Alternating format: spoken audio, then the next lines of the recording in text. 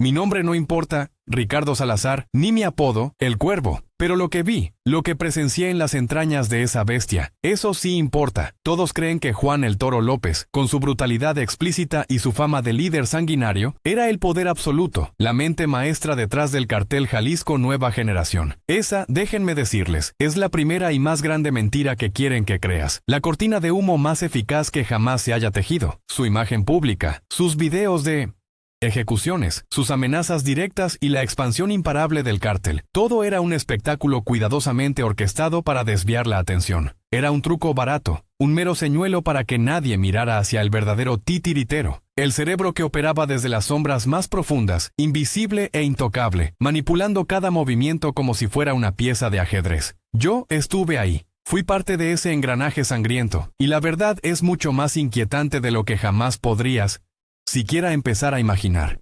En aquel entonces, a principios de 2010, cuando el ZNG apenas consolidaba su sangriento imperio en Jalisco, yo, Ricardo, era solo un engranaje más.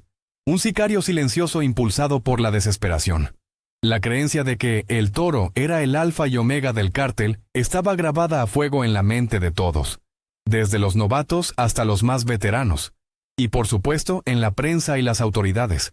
Se le veía como el epítome del poder brutal, la encarnación misma de la organización. Pero poco a poco, con cada encargo, cada reunión clandestina, cada susurro en los pasillos de ese inframundo, una disonancia sutil comenzó a surgir. Había algo más, una capa invisible de control, una mente que operaba con una frialdad y una lógica que trascendía la violencia explícita de El Toro. Era como si la orquesta tuviera un director que nadie veía. Solo escuchaban la melodía de terror que él permitía sonar. Mi historia no es solo la de un hombre que se unió al crimen, es la de un testigo involuntario que, sin buscarlo, tropezó con la verdad detrás del velo. Una verdad que, si se conociera, desmantelaría la narrativa oficial de la guerra contra las drogas y revelaría la verdadera naturaleza del poder en el crimen organizado. Durante años me hice las mismas preguntas que ahora les planteo a ustedes. Las mismas que me carcomían el alma mientras fingía lealtad. ¿Quién es esa figura enigmática que realmente movía los hilos, controlando a un monstruo como el Toro, con un simple asentimiento de cabeza? ¿Cómo podía alguien ejercer tal dominio sobre un imperio construido sobre la sangre, sin jamás mostrar su rostro, sin una sola bala disparada en su nombre? Era una paradoja, una anomalía que desafiaba todo lo que creíamos saber sobre el poder en el inframundo. La respuesta a esas preguntas no llegó de golpe, como una revelación divina. No, fue un proceso lento, doloroso, como quitar capas de una cebolla podrida, cada una más nauseabunda que la anterior. Se construyó a partir de fragmentos, de miradas robadas, de conversaciones a medias, de la observación constante de la dinámica entre los peces gordos. Yo, un simple ejecutor, un hombre cuya existencia se resumía en seguir órdenes y desaparecer cuerpos. ¿Cómo pude descubrir a este fantasma? Porque mi posición, insignificante a primera vista, me dio acceso a los rincones más oscuros, a los momentos de debilidad y de verdadera jerarquía que los de arriba intentaban ocultar celosamente. Mi vida dependía de mi capacidad para pasar desapercibido, de ser una sombra entre sombras, y esa misma invisibilidad me convirtió en un observador privilegiado, aunque aterrado. Y por supuesto, la pregunta más apremiante de todas, la que aún hoy me persigue en mis pesadillas más profundas. ¿Cómo esta verdad, una vez desvelada, casi me cuesta la vida? Porque una vez que ves la cara real del poder, una vez que comprendes que los monstruos que te aterrorizan son solo marionetas, te conviertes en una amenaza. El conocimiento en este mundo no es poder. Es una condena a muerte. Cada descubrimiento era un paso más cerca del abismo. Cada pieza del rompecabezas que encajaba me acercaba a la mira de un rifle silencioso. Esta no es una historia de heroísmo, sino de supervivencia, de cómo un hombre desesperado, al intentar salvar a su hermana, se encontró en una partida de ajedrez donde el verdadero rey era invisible, y cada peón, incluyéndome a mí, era desechable. Mi entrada a ese infierno no fue por ambición, ni por sed de poder o de sangre, como muchos podrían suponer de alguien que termina en las filas de un cartel como el Jalisco Nueva Generación. No, la mía fue una entrada forzada, empujada por una desesperación que carcomía el alma, una que solo aquellos que han visto a un ser querido desvanecerse lentamente pueden comprender. Mi hermana menor, Sofía, mi única familia verdadera después de que mis padres nos dejaran, estaba muriendo. Un diagnóstico de leucemia agresiva, de esas que No dan tregua, que te roban el aliento con cada tos, cada hemorragia. Los médicos, con sus caras largas y sus voces monótonas, hablaban de un tratamiento experimental en el extranjero, algo que prometía una esperanza, una remota posibilidad, pero cuyo costo era una cifra astronómica que ni en 100 vidas de trabajo honrado hubiera podido reunir. Fue entonces cuando el mundo se me vino encima, y las opciones se redujeron a una sola, impensable para mi yo de antes: el camino del diablo. No había otra forma, no vi otra salida. La decisión de cruzar esa línea fue la más difícil de mi vida, una tortura silenciosa que me mantuvo despierto noches enteras, escuchando la respiración agitada de Sofía desde la habitación contigua. Me prometí que sería temporal, que una vez que ella estuviera a salvo, una vez que el tratamiento hubiese funcionado, yo encontraría la forma de salir, de limpiar mi conciencia, de redimirme. Ingenuo, ¿verdad? Uno nunca sale ileso de esas profundidades. Pero en ese momento, con la imagen de su sonrisa frágil grabada en mi mente, cualquier escrúpulo moral se disolvió en la urgencia. No importaba lo que tuviera que hacer, a quién tuviera que enfrentar, a qué demonios tuviera que vender mi alma. Ella era mi razón de ser, y por ella estaba dispuesto a convertirme en el monstruo que el mundo necesitaba que fuera. Ese día, Ricardo Salazar murió, y el cuervo comenzó a tomar forma, un nombre que me darían después, un eco sombrío de lo que me había convertido. El contacto no fue difícil de hacer en Jalisco en 2010. La sombra del CJNG se extendía por cada rincón, por cada barrio, por cada cantina donde los desesperados buscaban una salida. Un amigo de la infancia que ya estaba metido hasta el cuello fue mi puente. No hubo grandes ceremonias ni juramentos de sangre, solo una conversación breve y directa en un callejón oscuro, bajo el olor a orines y basura. Necesitas dinero, ¿verdad? Mucho, aquí se consigue, pero hay un precio. ¿Estás dispuesto a pagarlo? Su mirada era vacía. Ya había visto demasiado. Mi respuesta fue un simple asentimiento de cabeza, mi voz atrapada en la garganta. Al día siguiente me llevaron a una casa segura en las afueras, un lugar anodino, sin ventanas, donde la luz del sol nunca entraba. Fue allí, en esa oscuridad sofocante, donde mi nueva vida, o más bien mi nueva muerte, comenzó. La máquina del cartel no preguntaba por tus motivaciones, solo te absorbía. Te moldeaba a su voluntad. Mis primeros días fueron una inmersión brutal en la realidad del cártel, una ducha helada de sangre y miedo que buscaba borrar cualquier rastro de mi yo anterior. No había entrenamientos graduales, ni discursos motivacionales. Era una prueba de fuego constante. Empecé en lo más bajo, como halcón, vigilando las calles, reportando movimientos sospechosos, aprendiendo a identificar a los rivales por el mero andar o el tipo de vehículo. Luego vino lo inevitable, la limpieza. Al principio era solo mover cuerpos, envolverlos en plástico, cargarlos en camionetas para que desaparecieran en algún basurero clandestino o en las fosas comunes que ellos llamaban escuelas de verano. El olor a muerte, a químicos, a tierra mojada, se impregnó en mi ropa, en mi piel, en mi alma. Los ruidos de la noche, los gritos lejanos que de repente cesaban, se convirtieron en la banda sonora de mi nueva existencia. Cada tarea, por más repugnante que fuera, era un paso más cerca de ese dinero que Sofía necesitaba. Entonces, la figura de Juan el Toro López era el sol alrededor del cual giraba todo el universo del CJNG, al menos para nosotros, los engranajes menores. Su nombre se pronunciaba con un respeto reverencial y un miedo palpable. Se hablaba de sus hazañas sanguinarias, de su mirada que te perforaba el alma, de cómo sus órdenes eran ley inquebrantable. Todos los sicarios, desde los más novatos hasta los veteranos con cicatrices, le temían. Yo mismo lo vi en algunas ocasiones, siempre rodeado de su séquito de guardaespaldas, su presencia llenando cualquier habitación, infundiendo un silencio sepulcral. Era la encarnación de la brutalidad que veíamos en los noticieros, el rostro que el cartel quería mostrar al mundo, implacable, todopoderoso, el arquetipo del narco que no se detiene ante nada. Creíamos, sin dudar, que él era el amo y señor, el cerebro y el músculo, el alfa y omega de esa organización monstruosa. La estructura interna, bajo la sombra de El Toro, era un laberinto de miedo y obediencia ciega. No había espacio para preguntas ni para la disidencia. La lealtad se forjaba con sangre y terror. Los castigos por cualquier desliz, por más insignificante que fuera, eran ejemplares y brutales, diseñados para sembrar el pánico y garantizar la sumisión absoluta. Recuerdo las clases en los campamentos de entrenamiento clandestinos, donde nos enseñaban a desmembrar cuerpos con una frialdad quirúrgica, a usar armas con precisión letal, a soportar el dolor sin un solo quejido. No era solo adiestramiento físico, era una reprogramación mental, una anulación de la individualidad. Te convertías en una extensión de la voluntad del cartel. La paranoia era una compañera constante.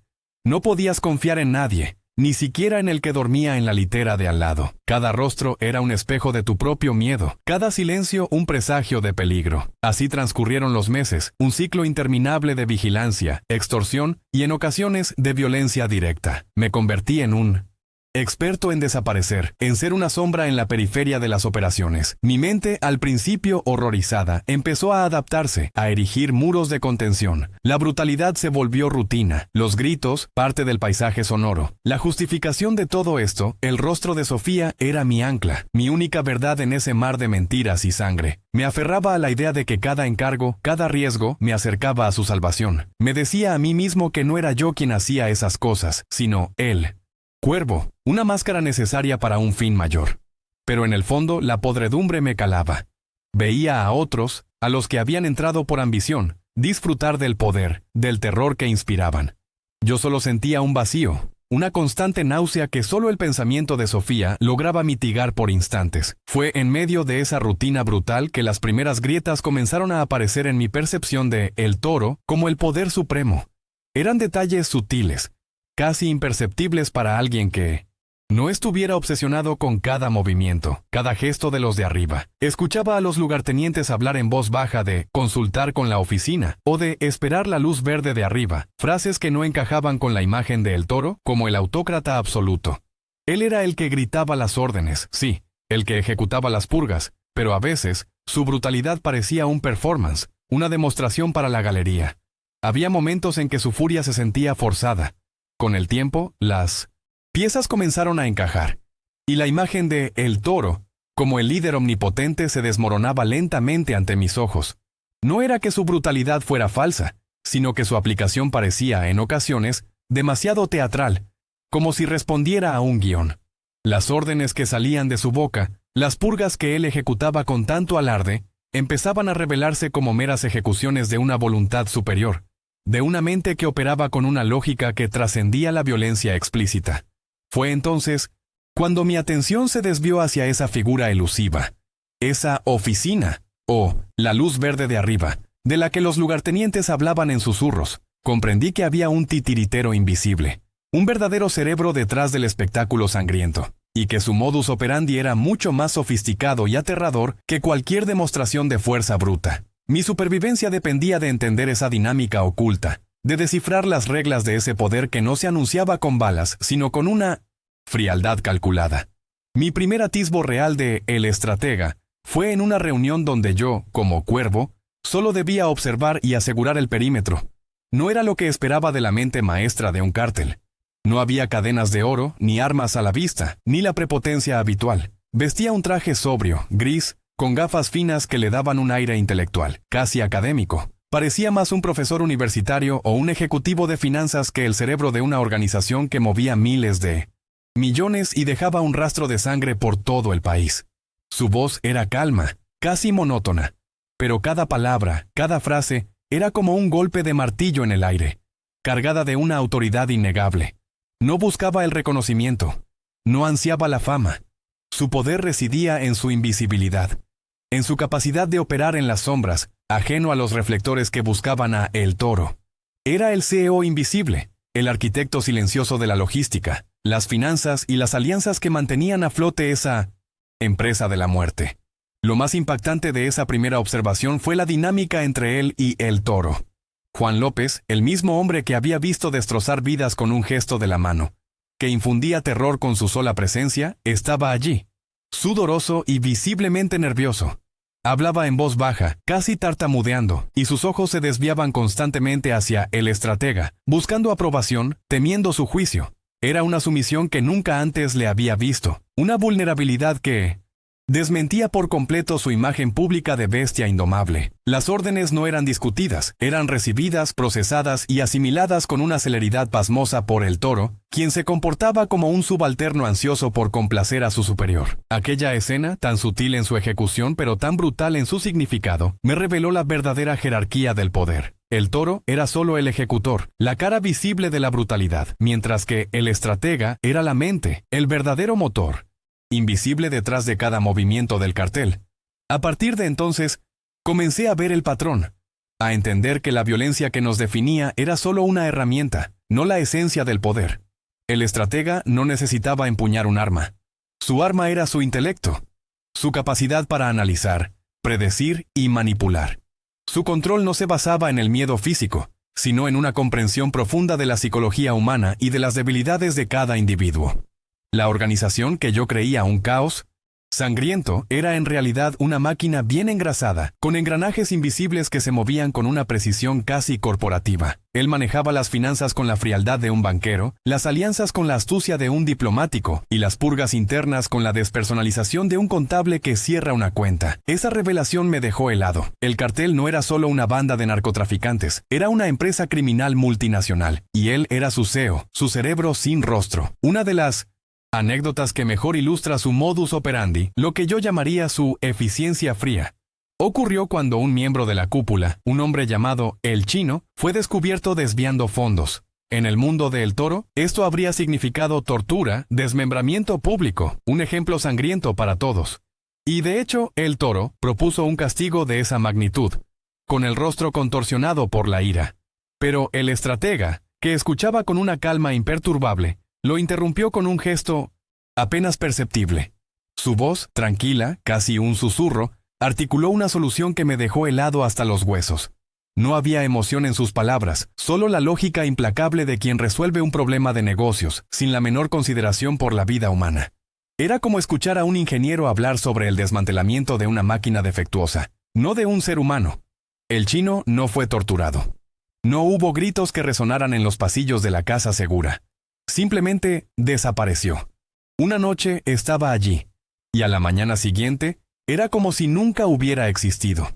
Sus activos, sus propiedades, sus cuentas bancarias, todo fue rastreado con una precisión milimétrica y reasignado a las arcas del cartel, o a otros operadores, con una velocidad y una limpieza que resultaban inquietantes. No hubo derroche de recursos ni de tiempo en venganzas emocionales. Para el estratega, la vida de El Chino no era más que un balance en rojo, una pérdida que necesitaba ser liquidada para mantener la rentabilidad del negocio. Era una purga tan impersonal, tan deshumanizada, que resultaba aún más aterradora que la brutalidad explícita de El Toro. Mostraba que el verdadero poder no necesitaba ser ruidoso. Podía ser silencioso, eficiente y por ello mucho más letal. Otro ejemplo, quizás el más sutil y revelador de su capacidad de manipulación externa, involucró a un fiscal estatal en Guadalajara. Era un hombre incorruptible, o al menos eso creíamos, que estaba causando estragos en nuestras operaciones, incautando cargamentos y desmantelando redes de distribución con una eficacia que nos tenía a todos al borde. Los sicarios hablaban de eliminarlo, de enviarle un mensaje contundente, pero el estratega se opuso. Dijo que la violencia directa solo lo convertiría en un mártir y atraería más escrutinio. En cambio, ideó un plan que demostró su profundo conocimiento de las debilidades humanas y su capacidad para operar en las sombras más profundas de la sociedad. Fue una jugada maestra, una que no involucró balas ni amenazas, solo una comprensión perversa de la naturaleza humana y sus desesperaciones. Descubrimos que el padre del fiscal padecía una enfermedad terminal y necesitaba un tratamiento experimental en el extranjero, algo astronómicamente caro y fuera del alcance de sus modestos ingresos como funcionario. El estratega orquestó un pago anónimo a través de una red de fundaciones y fideicomisos en el extranjero que cubrió la totalidad de los costos médicos. El fiscal, sin saber la fuente de esa donación milagrosa, se vio envuelto en una red de gratitud y una deuda moral. No podía investigar con la misma ferocidad a quienes, indirectamente, habían salvado la vida de su padre. Se volvió inofensivo, su celo disminuyó y nuestras operaciones volvieron a fluir sin obstáculos en su jurisdicción. No hubo un solo disparo ni una amenaza directa, solo la manipulación de una desesperación familiar convertida en un arma silenciosa. Era la prueba de que el poder real no siempre necesita la fuerza. A veces, solo necesita una debilidad.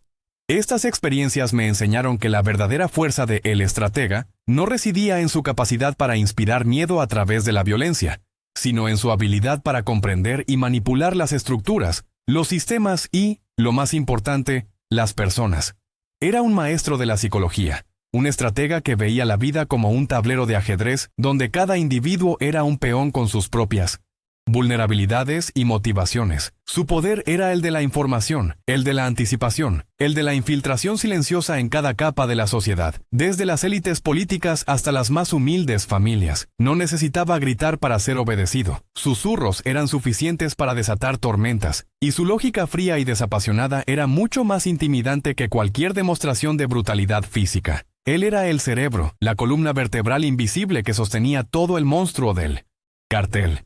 Y en ese entendimiento gradual de su modus operandi, de su fría eficiencia y su alcance silencioso, me di cuenta de mi propia insignificancia. Yo, Ricardo, el Cuervo, no era más que una herramienta, una pieza intercambiable en su gigantesco ajedrez. Mi vida, mi destino, estaban en sus manos, no en las de El Toro. Y si él podía hacer desaparecer a un miembro de la cúpula sin un rastro de emoción, o neutralizar a un fiscal intachable con un acto de falsa generosidad, ¿qué sería de mí? Si alguna vez me convertía en un inconveniente, en un riesgo calculable, esa comprensión no me trajo poder, sino una nueva capa de terror. Un miedo gélido que me decía que, en ese mundo de sombras, la verdadera amenaza no era la bala que veías venir, sino el susurro que nunca escuchabas, la mano invisible que movía los hilos desde la penumbra, decidiendo tu destino sin siquiera mirarte a los ojos. La brutalidad de El Toro era un trueno que se escuchaba a kilómetros. La frialdad de él, estratega, era un hielo que te congelaba desde dentro, sin hacer ruido. Yo había visto ambas caras, pero siempre había una distancia, una capa de protección, una justificación en mi mente para cada atrocidad. Creía que, mientras siguiera las reglas, mientras fuera eficiente y discreto, mi insignificancia me mantendría a salvo. Un peón útil pero invisible. Esa ilusión, esa frágil barrera que había construido para proteger mi cordura, se hizo añicos con una brutalidad que superó cualquier balacera o ejecución presenciada.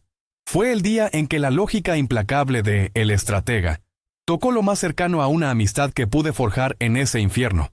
Un hombre llamado Miguel, al que conocía desde los barrios bajos de Guadalajara. Miguel, a diferencia de otros sicarios, no era un tipo con el alma vacía. Tenía un humor negro, una risa contagiosa que a veces te hacía olvidar dónde estábamos. Habíamos compartido guardias interminables, el pavor de las emboscadas y la miseria de los días sin paga, que nos recordaban que para ellos éramos solo carne de cañón. Él, como yo, había caído en el cartel por una necesidad acuciante, aunque la suya era una deuda familiar, no una enfermedad. Era un hombre con un pasado que no se atrevía a mirar, pero que aún conservaba un rastro de humanidad. En ese mundo de lobos, Miguel era lo más parecido a un compañero. Un alma afín con quien podías compartir un silencio, una mirada de comprensión, o incluso un chiste macabro para aligerar el peso de las atrocidades diarias. La indiscreción trivial de Miguel fue un susurro en un bar de mala muerte en Zapopan después de una noche de copas. Había estado hablando con una de las chicas, desahogándose, y en un momento de debilidad o quizás de embriaguez, mencionó el nombre de un contacto menor en un pueblo rural, un detalle operativo que solo unos pocos conocíamos. No era información crucial. No comprometía una operación grande, ni revelaba una ruta principal de droga. Era una nimiedad, un desliz de un hombre cansado y ahogado en alcohol. Un detalle que, en cualquier otra circunstancia, habría sido una advertencia, un regaño severo, quizás un par de días en el calabozo para que aprendiera la lección. Pero no para El Estratega. Cuando la noticia llegó a nuestros oídos, a través de la red de informantes del cártel, todos esperábamos la reacción furibunda de El Toro. Pensamos en una paliza, en un castigo ejemplar, pero nada que fuera definitivo. El Toro era impulsivo, sí, pero también entendía la lealtad de sus hombres, a su manera retorcida. Creíamos que Miguel recibiría su merecido y luego volvería al redil, quizás con menos confianza, pero vivo. La idea de que su vida terminara por algo tan ínfimo era impensable. Una desproporción que no encajaba con la lógica brutal pero predecible del cartel. Estábamos acostumbrados a la crueldad, no a la frialdad quirúrgica que se avecinaba, una que no comprendíamos aún en toda su extensión. La orden no vino de El Toro. Llegó a través de un lugarteniente de alto rango, con la voz entrecortada por el miedo, un miedo que yo conocía bien. El estratega quiere que se le dé de baja, de manera limpia, sin rastro. La frialdad de esas palabras, la ausencia total de emoción, me heló la sangre. De baja no era una advertencia, era una sentencia de muerte, pronunciada con la misma indiferencia con la que se cancela un pedido. Miguel no era un traidor, No era un rival, era, para el estratega, una variable fuera de control, un riesgo calculado que debía ser eliminado antes de que se convirtiera en un problema mayor. No había ira, solo una lógica desapasionada que trataba la vida humana como un número en una hoja de cálculo. Mi estómago se revolvió. ¿Miguel? ¿Por eso? La indignación, una emoción que creí haber enterrado profundamente, se abrió paso. ¿Cómo podían hacer esto por algo tan insignificante? Mi mente se resistía a procesarlo. Pensé en Sofía, en mi promesa de salir, y por un instante quise gritar, negarme, pero la siento. Parálisis del miedo me atrapó. Sabía que cualquier objeción sería mi propia sentencia. Me vi a mí mismo, solo un eslabón más en la cadena de obediencia, incapaz de proteger al único hombre que me había ofrecido un resquicio de camaradería en ese infierno. La impotencia era una mordaza, un nudo en la garganta que me impedía protestar, que me obligaba a ser un testigo mudo de una injusticia que superaba la brutalidad habitual. La ejecución fue meticulosa, sin el show sangriento de El Toro. Citó a una casa segura con un pretexto trivial. Yo estuve allí, observando desde la distancia, con el corazón martilleando en el pecho. No hubo gritos, no hubo súplicas, solo un disparo limpio en la nuca, un ruido seco que resonó en el silencio sofocante de la habitación. Vi su cuerpo desplomarse, inerte, su vida extinguida con la misma frialdad con la que se apaga una luz. Sus ojos, antes llenos de una chispa de humor, ahora estaban vacíos, reflejando el techo polvoriento. No hubo despedida, no hubo palabras. Miguel se convirtió en un paquete, envuelto en plástico negro, y luego fue cargado en una camioneta, destino a las fosas que tan bien conocía. Esa noche, el olor a desinfectante en la casa segura no pudo borrar el aroma metálico de la sangre, ni el fantasma de Miguel que se cernía sobre cada rincón. No dormí. Cada vez que cerraba los ojos, veía su rostro, su risa, y luego la imagen de su cuerpo inerte.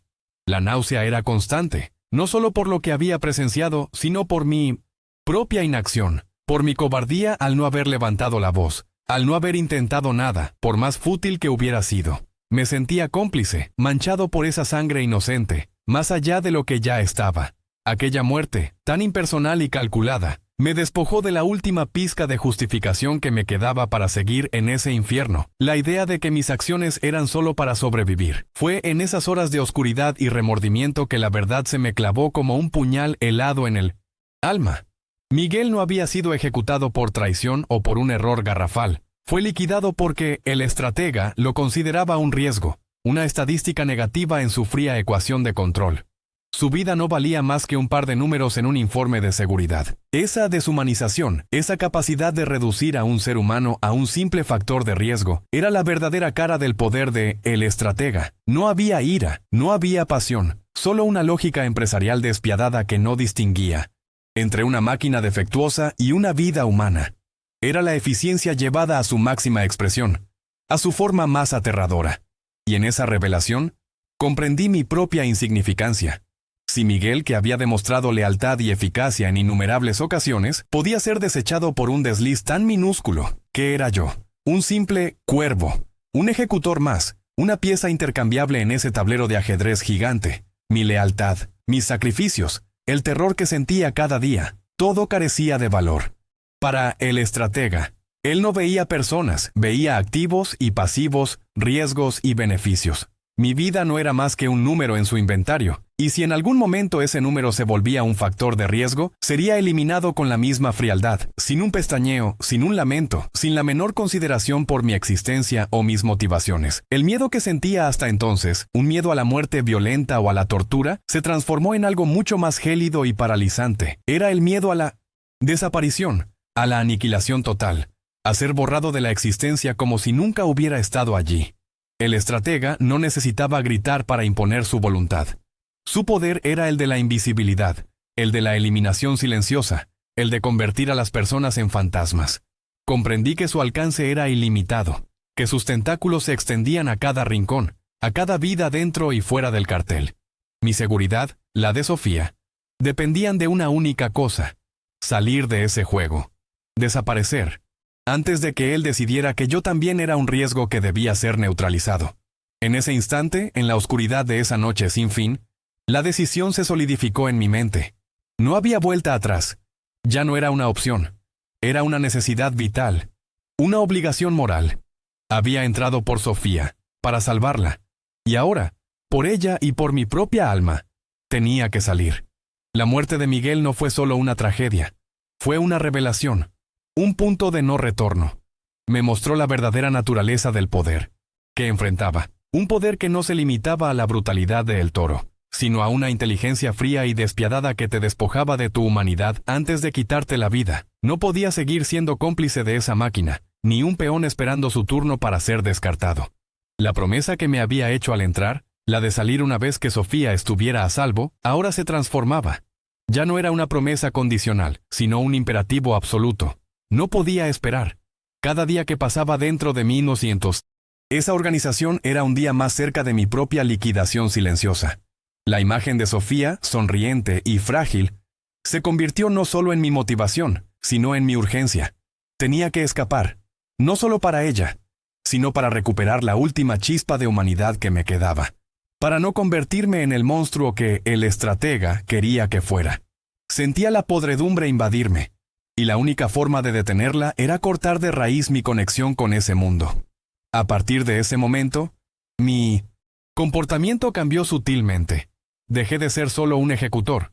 Me convertí en un observador meticuloso, pero con una nueva misión. Cada encargo, cada reunión, cada movimiento de los de arriba ya no era solo una tarea, sino una pieza de un rompecabezas para mi fuga. Empecé a mapear las rutas de escape, a identificar los puntos débiles en la seguridad, a evaluar los recursos que podría necesitar. La paranoia que antes me consumía, ahora era una herramienta, una agudeza para detectar oportunidades. Me volví una sombra aún más profunda, mezclándome con el entorno, pero con los ojos y los oídos abiertos, buscando cualquier resquicio, cualquier grieta en la armadura del cartel por donde pudiera escurrirme. La desesperación se mezcló con una determinación férrea. La idea de la libertad, de una vida lejos de esa sombra, se convirtió en mi única obsesión.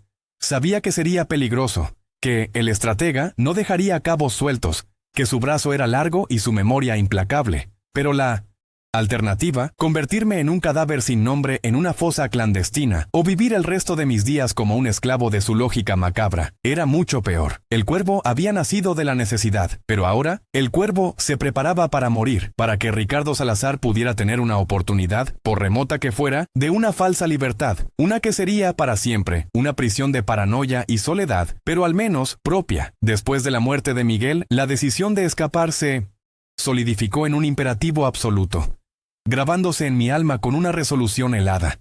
Sabía que necesitaba fondos, una cantidad significativa para desaparecer eficazmente, para crear una nueva vida para Sofía y para mí lejos de ese infierno. Mi primer paso fue volverme aún más invisible, desviando meticulosamente pequeñas sumas de cada operación, de cada comisión o pago extorsionado que pasaba por mis manos. Fue un proceso minucioso y peligroso. Cada peso robado un desafío directo al férreo. Control del cártel, un acto silencioso de desafío bajo las narices de aquellos que me matarían por mucho menos. La paranoia durante esta fase era sofocante. Cada sombra parecía ocultar un informante. Cada mirada casual se sentía como una acusación, haciendo de cada respiración un esfuerzo consciente para mantenerme tranquilo e indetectable. Me negué a mí mismo cada comodidad, cada indulgencia, canalizando cada centavo robado a un escondite secreto, un salvavidas desesperado para un futuro incierto.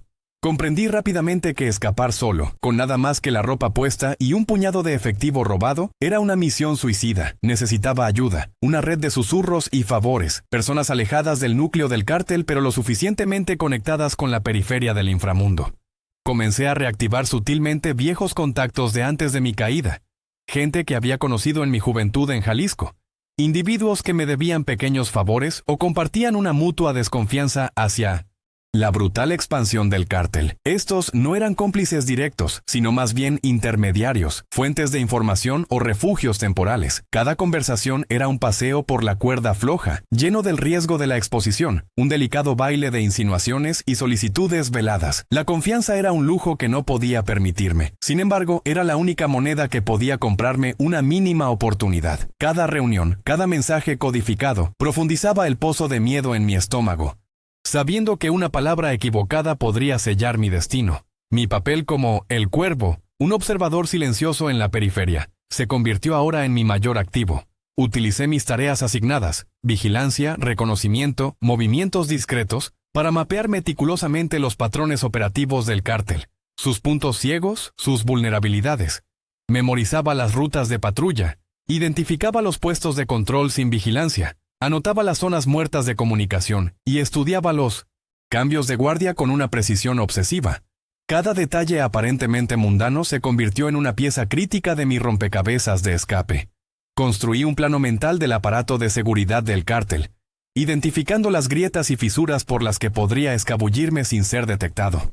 El conocimiento que adquirí era un arma de doble filo, vital para mi plan, pero condenatorio si era descubierto, convirtiendo mi existencia diaria en un elaborado juego de espionaje de alto riesgo contra mis captores.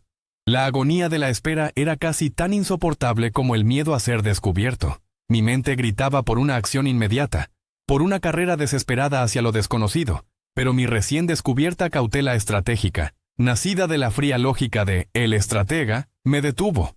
Sabía que la prisa sería mi perdición. Necesitaba la alineación perfecta de circunstancias, un cambio de turno, una distracción, un momento de complacencia de mis captores. Los días se convirtieron en semanas, cada una llevando mis nervios al límite. Cada pregunta casual de un compañero sicario, cada aparición repentina de un superior, me provocaba una descarga de terror.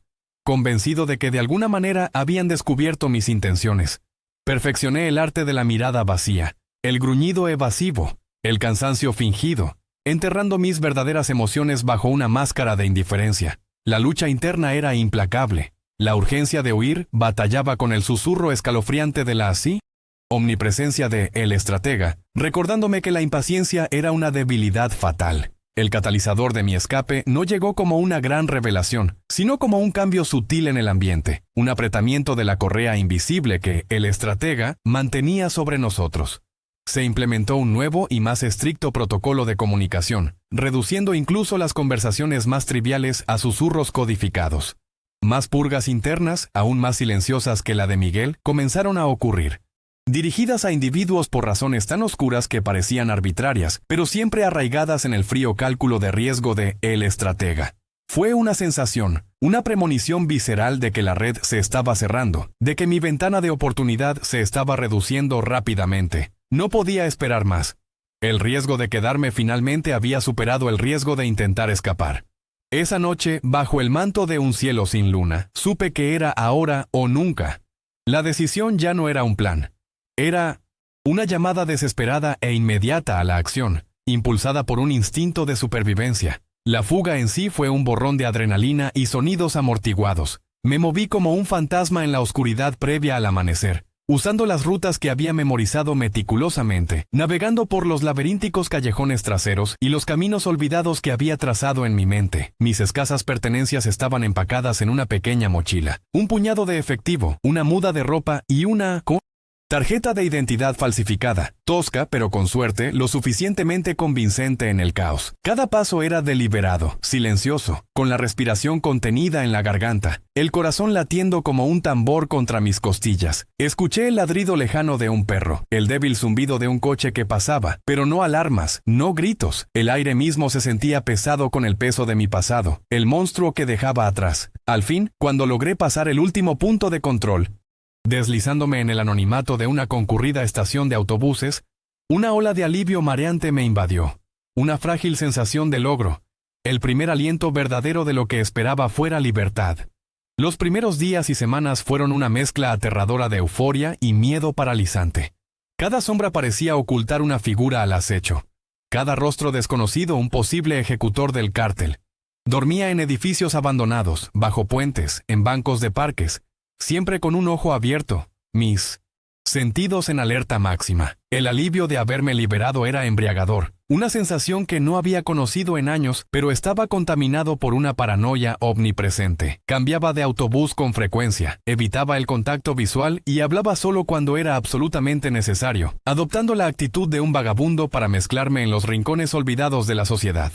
El anonimato era un manto, pero también un recordatorio constante de mi aislamiento.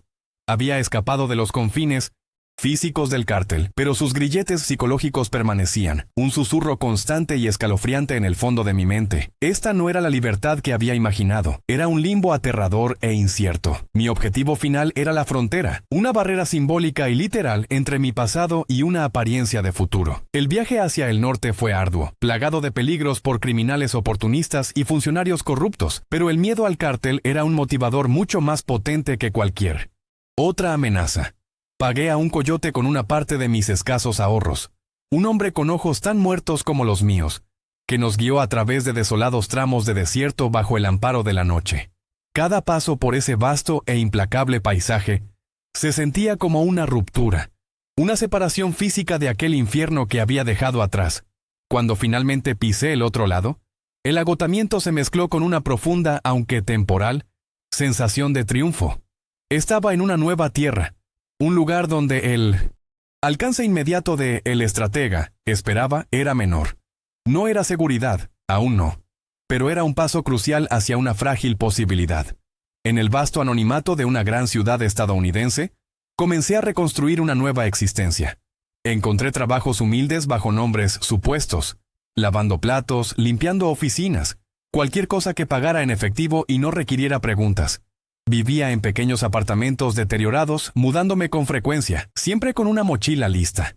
La así, rutina de una vida normal, por mundana que fuera, se sentía como un milagro. Aprendí a navegar el nuevo idioma, las nuevas costumbres, mezclándome en el crisol de inmigrantes. Por un tiempo, una frágil sensación de seguridad comenzó a arraigarse. Me convencí de que realmente había escapado, que el largo brazo de el estratega no podría alcanzarme aquí, a miles de kilómetros de distancia, perdido en la inmensidad de un país extranjero. Esta vida tranquila y solitaria, desprovista de la constante amenaza de la violencia, se sintió como una liberación, una oportunidad para finalmente respirar, para finalmente ser solo Ricardo de nuevo, aunque fuera un Ricardo atormentado por fantasmas, pero la ilusión de libertad, por reconfortante que fuera, estaba destinada a hacerse pedazos. Las pesadillas nunca cesaron, vívidas y brutales, obligándome a revivir los horrores que había presenciado, los rostros de aquellos a quienes no pude salvar, los ojos sin vida de Miguel. Cada golpe, inesperado en la puerta, cada coche desconocido estacionado afuera, me provocaba un escalofrío. No podía confiar en nadie, no podía establecer conexiones, no podía quitarme la sensación de ser constantemente vigilado, de una amenaza silenciosa e invisible esperando materializarse. Entonces comprendí que el poder de el estratega no era solo físico, era psicológico, un miedo omnipresente que se había enquistado profundamente en mi psique. Mi libertad era un espejismo, una jaula dorada de mi inocencia. Paranoia. Ya no era prisionero de los muros del cártel, sino cautivo de mis propios recuerdos y del escalofriante conocimiento de que su alcance era largo, su memoria implacable. Mi escape me había comprado un tipo diferente de prisión. Un confinamiento solitario de vigilancia constante. Una falsa libertad, de la cual no habría verdadera liberación. La ilusión de una vida normal, de haber escapado de las garras del monstruo, se desvaneció un martes por la tarde, en una lavandería automática de 1900, un barrio cualquiera de Los Ángeles. Estaba doblando una camisa. El zumbido de las secadoras era el único sonido, cuando un hombre se acercó, discreto, con una elegancia que desentonaba con el lugar. No era un sicario de El Toro, de esos que anuncian su presencia con el peso de un arma. Este hombre vestía una camisa de lino impoluta y llevaba una cartera de cuero. Su rostro era anodino, pero sus ojos, profundos y serenos, me taladraron el alma. Me entregó un papel doblado, sin una palabra, y se alejó con la misma calma con la que había llegado, dejándome con el corazón desbocado y la camisa a medio doblar, sintiendo el frío de una verdad inminente. El papel, un trozo de servilleta de un restaurante cualquiera, tenía una sola línea escrita a mano. Tu hermana está bien. Te esperamos a las 8, esquina de la Cinta y Grand. No había amenazas, no había exigencias, solo una afirmación que me golpeó como un puñetazo en el estómago. Sabían de Sofía, sabían dónde estaba, sabían que estaba viva y lo más aterrador, sabían que esa era mi única debilidad, mi único ancla a la humanidad. La frialdad de ese mensaje, la absoluta certeza de su conocimiento sobre mi vida más íntima, me paralizó. Comprendí en ese instante que mi escape, mi meticulosa planificación, mis noches de insomnio huyendo, habían sido un chiste cruel, Nunca estuve verdaderamente libre. Solo había estado caminando por un laberinto cuyas paredes eran invisibles, pero cuyo final ya estaba escrito. La cita fue en un café de aspecto bohemio. Un lugar ruidoso y lleno de vida. La antítesis de cualquier encuentro clandestino que hubiera conocido. Sentado en una mesa, con un café humeante frente a él, estaba el hombre de la lavandería. A su lado, otro individuo, más joven, con una tableta en mano. El hombre mayor me hizo un gesto con la cabeza, invitándome a sentarme. «Ricardo Salazar, ¿verdad? ¿O prefiere El Cuervo?», dijo con una voz suave, casi monótona, que se perdía entre el murmullo de las conversaciones ajenas. No había un atisbo de hostilidad, ni de burla, solo una fría profesionalidad que me heló hasta los huesos. Era la misma calma desapasionada que había percibido en el estratega, una que no necesitaba gritos para imponerse. «Sabemos que has estado bien, que te has adaptado, incluso que has enviado dinero a tu hermana, aunque creas que lo hiciste con discreción», continuó, mientras el joven a su lado asentía, desplazando algo en la pantalla de su tableta. «Sofía ha respondido muy bien al tratamiento. Los informes médicos son prometedores. Una pena que no pudieras estar cerca para verlo, ¿verdad?». Cada palabra era un puñal. Cada detalle una prueba irrefutable de que mi vida había sido un libro abierto para ellos. Cada movimiento rastreado. Cada esperanza documentada. Mi cuerpo se tensó. La ira y la impotencia luchaban dentro de mí. ¿Cómo? ¿Cómo era posible ese nivel de infiltración, de control? Incluso aquí, en un país ajeno, a miles de kilómetros de distancia.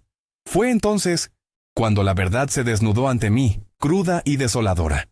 Tu escape, Ricardo, fue permitido. No fue una huida fortuita, explicó el hombre tomando un sorbo de su café con una lentitud exasperante. Necesitábamos que salieras. Un peón en el tablero, una pieza que se mueve, es más útil que una que está estática, o peor aún, que se pudre en una celda. Tu valor estratégico, tu capacidad de observación y tu discreción son activos, y aquí, en la sombra, lejos de las balas y los reflectores, eres aún más valioso. Pensabas que huías de nosotros, pero en realidad te estábamos reubicando. Siempre bajo nuestro control, por supuesto. Mi libertad era, en realidad, un traslado, una reasignación.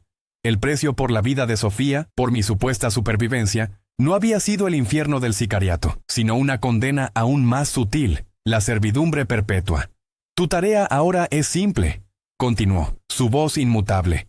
Observar, reportar, ser nuestros ojos y oídos en este nuevo territorio. Identificar patrones, detectar debilidades, señalar oportunidades. Tu perfil, El Cuervo, es perfecto para esto. No te pedimos sangre a menos que sea absolutamente necesario, solo información. Y a cambio, tu hermana seguirá recibiendo el mejor cuidado, y tú seguirás siendo invisible. Un fantasma útil, eso sí. El aliento se me cortó. Mi mente, que había luchado tanto por encontrar una salida, una justificación, un atisbo de esperanza, se derrumbó. No había escapatoria. No había redención. Cada paso que había dado hacia la supuesta libertad había sido un movimiento orquestado por el estratega. Yo no era un superviviente, era una herramienta, un activo reubicado, mi vida entera un engranaje en su maquinaria invisible. La rabia me quemaba, pero estaba atrapada en mi garganta, ahogada por la desesperación. Miguel, mi amigo, había sido un riesgo calculado. Yo, por el contrario, era una inversión, un recurso valioso que ellos habían decidido preservar para sus propios fines. Esta revelación consolidó la verdadera naturaleza del poder de El Estratega. No era la brutalidad de El Toro, ni la exhibición de fuerza, sino una omnipresencia que trascendía las fronteras y las leyes. Su control no se basaba en el miedo explícito, sino en la manipulación de las necesidades más profundas, de las debilidades más humanas. Él no necesitaba saber dónde estaba cada sicario. Le bastaba saber dónde estaban sus vulnerabilidades, sus seres queridos, sus miedos. Su red no era de violencia, sino de información y de una paciencia infinita, esperando el momento justo para mover sus piezas en el tablero. Era un poder que no se veía, pero que se sentía en cada fibra de tu ser, un control absoluto que te despojaba de cualquier ilusión de autonomía. Así, mi vida se transformó de nuevo. La paranoia que me había consumido se convirtió en una realidad tangible, una sombra constante. Ahora no solo temía ser descubierto por ellos, sino que me había convertido en parte de su maquinaria, un observador a sueldo, un informante reacio. Mis días transcurrían entre trabajos anónimos y la meticulosa recopilación de información, enviando mensajes codificados a buzones muertos, recibiendo nuevas instrucciones que llegaban de formas tan sutiles como una mancha de pintura en un poste de luz o un libro específico en una biblioteca pública. Cada encargo, por insignificante que pareciera, era un recordatorio de mi condena, de que mi vida no era mía, sino de una entidad sin rostro que me manejaba a su antojo. Mi libertad era una cruel burla, una jaula sin barrotes. Podía caminar por las calles, trabajar, incluso reír de vez en cuando, pero sabía que cada respiro, cada latido de mi corazón, estaba condicionado por la voluntad de el estratega. La esperanza de una vida limpia, de una redención, se había desvanecido. Era un fantasma entre los vivos, mi alma atada a un pasado del que nunca escaparía. Un prisionero de un poder que no necesitaba cadenas para controlarme. Esta es mi verdad, la que aprendí de la forma más dolorosa. La verdadera libertad es un mito cuando el poder real, el que teje las sombras, decide que no tienes derecho a ella. Y así, el cuervo sigue volando, pero siempre en una jaula invisible. Esta es la verdad que me carcome, la que me persigue en cada sombra, la que me quitó el sueño y la poca humanidad que me quedaba. El poder de el estratega no es el que se ve en las películas, no es el rugido del toro ni la sangre derramada en las calles. Su poder es una filosofía, una ciencia macabra. Es la capacidad de ver la vida como un algoritmo, a las personas como variables y a los sistemas como engranajes. Él no necesita amenazas explícitas. Su dominio reside en la anticipación, en la infiltración silenciosa de cada capa social, desde el gobierno hasta las familias más vulnerables. Es el control absoluto sobre la información, la habilidad de tejer redes invisibles donde cada hilo es una debilidad humana explotada. Es la calma, desapasionada de quien mueve piezas en un tablero de ajedrez gigante, sin el menor atisbo de emoción. Solo la fría lógica de la eficiencia y la rentabilidad. Y es por eso que la llamada guerra contra las drogas es una farsa monumental, una ilusión cruel perpetuada para mantener a la gente ciega. Mientras los gobiernos invierten miles de millones en perseguir a los toros de este mundo, a los rostros visibles que gritan y exhiben su brutalidad, los verdaderos cerebros, los estrategas, operan con total impunidad. Ellos no están en las trincheras, no arriesgan sus vidas en balaceras. Están en oficinas discretas, moviendo piezas desde la penumbra, riéndose de la ingenuidad de un sistema que persigue sombras, mientras la verdadera bestia se alimenta de sus cimientos. La violencia de El Toro era una distracción, un espectáculo sangriento diseñado para que nadie mirara al verdadero titiritero, al arquitecto silencioso que construía un imperio multinacional con la precisión de un ingeniero y la frialdad de un banquero. Este modelo, el de el estratega, es la evolución más aterradora del crimen organizado. No es el narcoespectáculo de figuras como Escobar o El Chapo, que buscaban la fama y el terror público.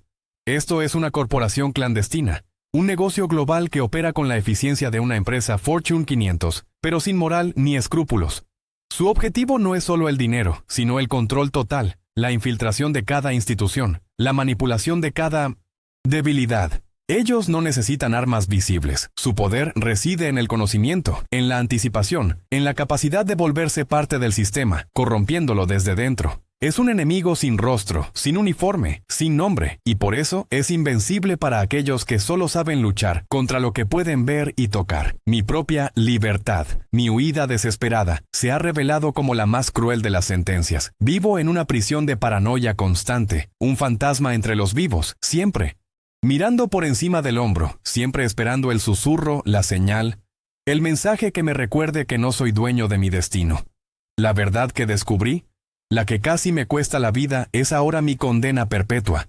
Saber que cada paso que di para escapar fue un movimiento orquestado, que mi vida es un activo en su balance, es un tormento que supera cualquier tortura física. No puedo confiar en nadie, no puedo echar raíces, no puedo tener paz. La sombra de el estratega se extiende más allá de las fronteras, más allá de la muerte, y se ha alojado en lo más profundo de mi alma. Así, mi vida se ha convertido en un eco, una existencia definida por un poder que nunca veré, pero que sé que me controla. El cuervo no es libre, solo vuela en una jaula invisible, una que él mismo ayudó a construir al entender la verdad. Esta es mi sentencia final.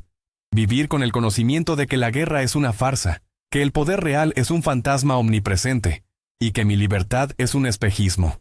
Estoy condenado a ser un observador eterno, un testigo silencioso de un juego en el que los verdaderos maestros nunca muestran su rostro, y el único escape es una existencia marcada por la constante amenaza, la soledad inquebrantable y la amarga verdad de que, en las sombras, la verdadera libertad es un mito.